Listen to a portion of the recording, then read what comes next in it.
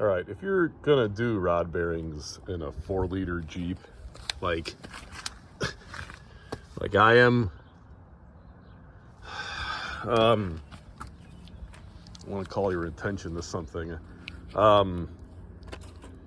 Both of these part numbers, this mahle cb-960a and this Seal Power 3310 CPA, these are all standard bearings. I don't have any more of the Seal Powered ones to show you because I used those first, but the Seal Powered bearings all had that notch right there where my thumb is pointing for the oil squirter that is on the connecting rod that squirts oil on the cam.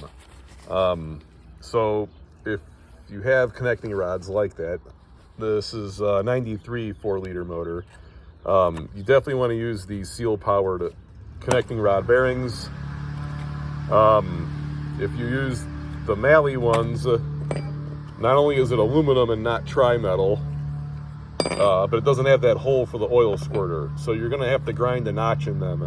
And then another thing I noticed is that these bearings here had good bearing crush. These mahle bearings have no bearing crush whatsoever. So I'm going to leave the lower bearing in the cap.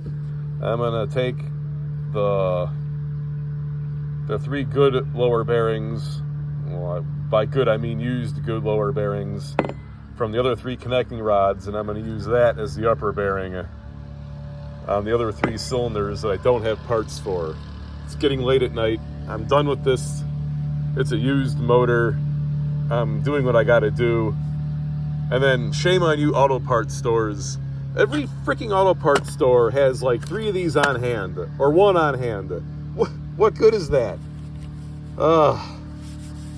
It's getting like harder and harder to find parts that are available for the cars that you can actually like fix.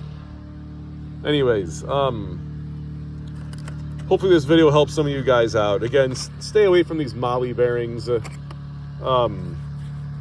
or just pay attention. Like, bring an old part with you to the store and pay attention before you bring it home. Have fun Jeeping.